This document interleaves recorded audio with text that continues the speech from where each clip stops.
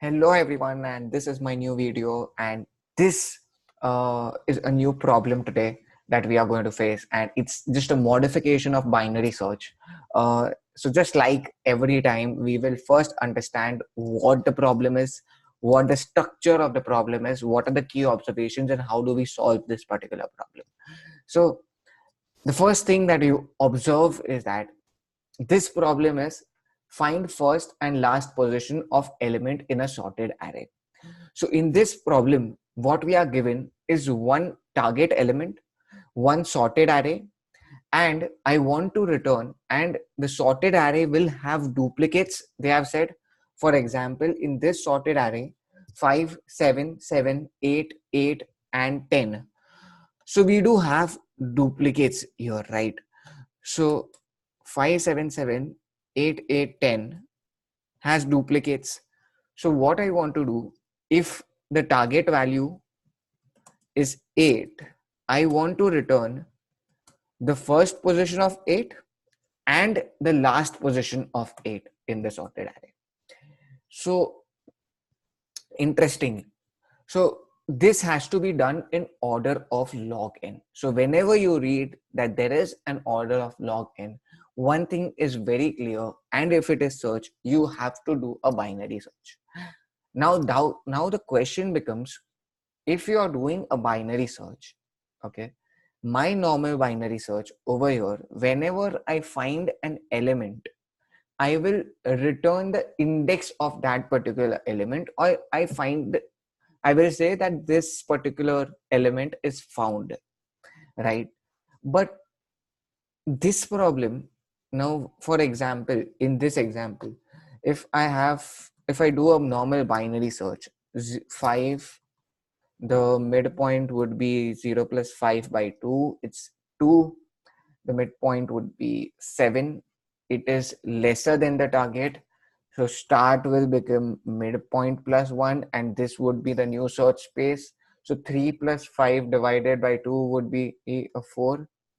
3 plus 5 divided by 2 is a 4, and that is why whenever 3 plus 5 divided by 2 is equal to 4, oh, this particular index is found, and I will return a 4. Okay. But actually, in this case, we really found the last element, actually. But it won't be that every time I will be able to find the last element. So what exactly should I do to find the first and the last element? So remember that a binary search can return only one index. So I cannot have one binary search and solve for both the problems. What I can do is I can have two binary searches, one to find the start position of the target and one for the end position of the target. Now, if I have a binary search to get the start position of the index, of start position of my target, I need to realize that whenever, even if I find an element, even if I find the target value, even if I find a target value, I still should go to the left. Okay, I still should go to the left. Why should I go to the left? Maybe that's if you find a target value, maybe that is not really the that is not really the first target value in the array. So what I do is I do a normal binary search, okay, but I change the conditions. So whenever there is some binary search problem and there is a modification of the binary search problem, I simply need to change my conditions. So what conditions should I change?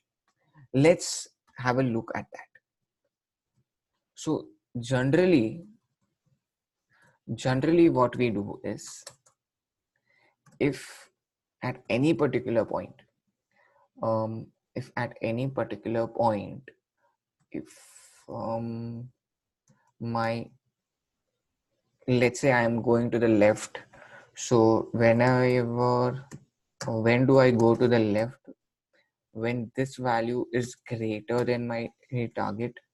So when it is greater than my target in my binary search, what do? I know I have to make end as mid minus 1. Okay, if I do this, if I do this, then else if nums of mid is lesser than the target, what I generally do is I go to the start and make that start as mid plus 1, so that becomes the right range actually. Else I just, because if they are equal, I just return mid saying that this is my normal binary search, but I do not want to do that normal binary search. I want to find the starting index. Because I want to find the starting index, even if it is greater than or equal to my target, I make end as mid minus 1, else I make start as mid plus 1. That's how, so that's how I go to the left every time.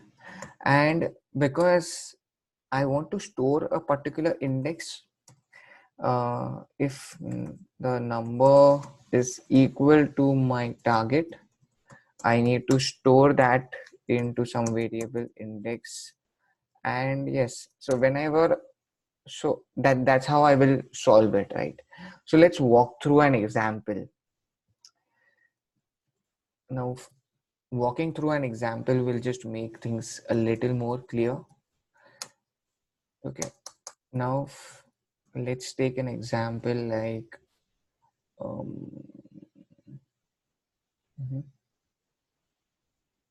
5 7 8 9 9 9 9 9 9 and a 10. So this is the example 0 1 2 3 4 5 6 7 8 9. All right, it's a sorted array. So first, initially let's take an example for uh, getting the first element first. Okay, first element, and the target is 9. Target is 9 here. I didn't have to do this actually, but anyways, it's fine. So 0 plus 9 divided by 2 is 4.5. So you finally find a 9. You store index 4. Index will become 4. The moment you store the index 4, also what you need to do is it's equal. Okay, if it is equal, then I also move the pointer to the left. So start will become mid minus 1. So start will become 3. Sorry, end will become 3. End will become 3. Now, because end has become 3, this is my search space. This is my search space. 0 plus 3 by 2 is 1. So 7. Since my target value is greater, I add start is equal to mid plus 1. Because and mid is not at the index value. So because start is mid plus 1, what I do is start is mid plus 1, so mid was 1, so start is 2. So start is 2, end is 3. 2 plus 3 by 2, it's a 2 again. Again the start will become incremented by 1, so start is incremented by 1. So these two become equal. Whenever they become equal, I still go into that particular loop. Now mid also would be in this loop. Mid also would be 3, and it would be matching to the target. So my end will become 2. Because end becomes 2, I come out of the loop. But before coming out of that loop, I will store my index value. index value, and the index value would be what? Index value would be 3. That would be mid actually. So this is how I do it for the starting. How about the ending? To find the end, I will have to change some kind of condition. To find the end, even if I get my target value, I have to move to the right. So I have to change the condition if nums of mid is greater than equal to, actually if it is less than equal to my target value, then I have to go to the right actually. So for going to the right, I have a start which is equal to mid plus 1, else I just say that the end would be equal to mid minus 1. That's it. That's the only condition that should change less than equal to. And whenever if nums of target is sorry, nums of mid is equal to my target, I just hold that particular position in some particular index. Index is equal to mid, and this is how I solve this particular problem also. And of course I will have to return the index. So actually this is how so we can walk through this example also.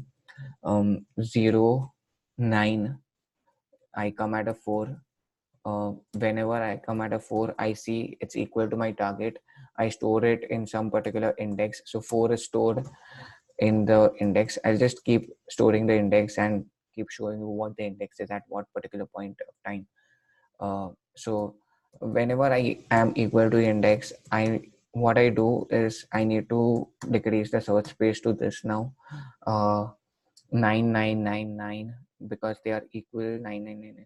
Okay, 5 and 9. 5 and 9. 9 plus 5 is 14. 14 by 2 is 7. So 7, this becomes my mid pointer. It is still equal because it is equal.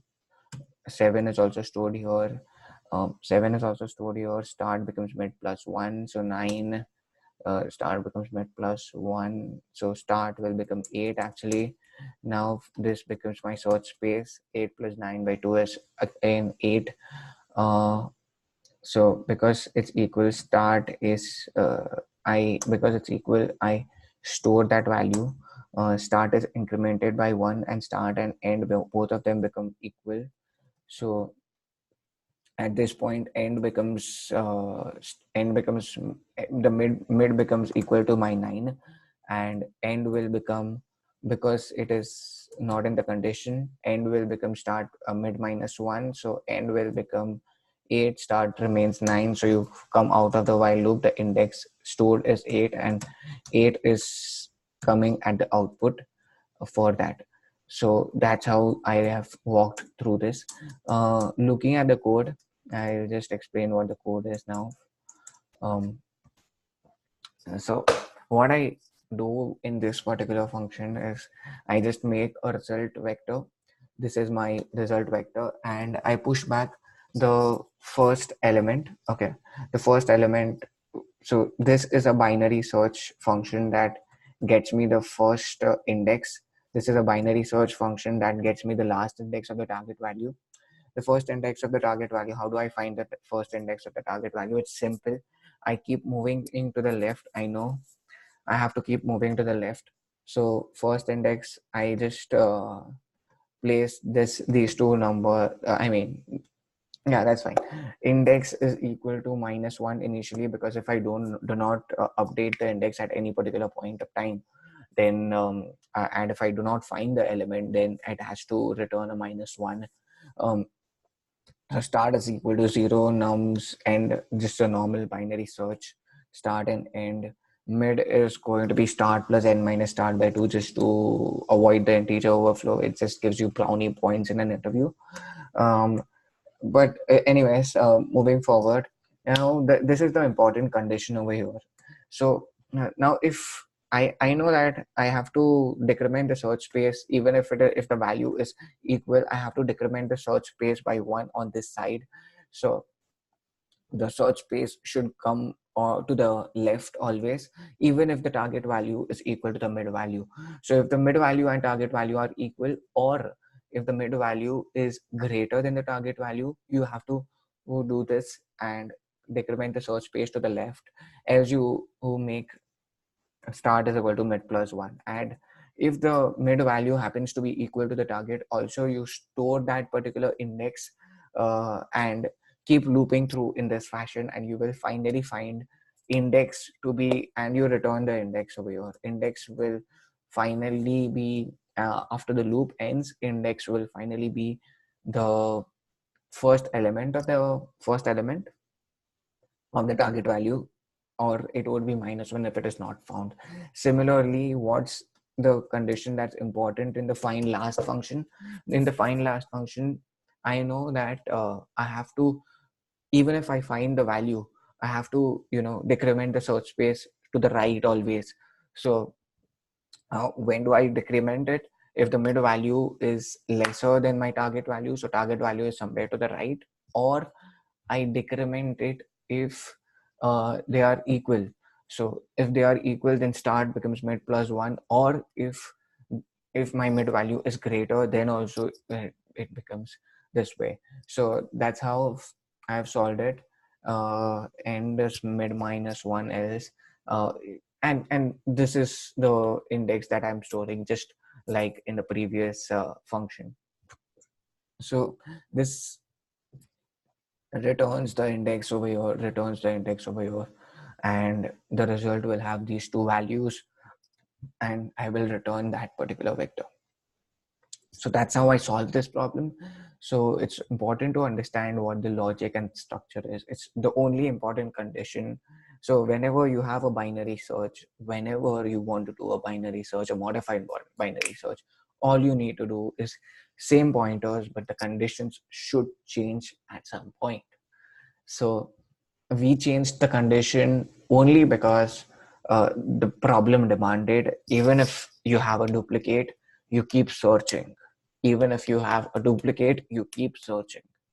So even if you find the target value, you keep searching. So that was the idea uh, behind this problem, and I hope you like this video. You can share it with your friends, you can enjoy this video, you can understand this video again if you want. And if you have any doubts, any queries, I'm always here to help you. Uh, please ask a query in the comment section below. Yeah, thank you.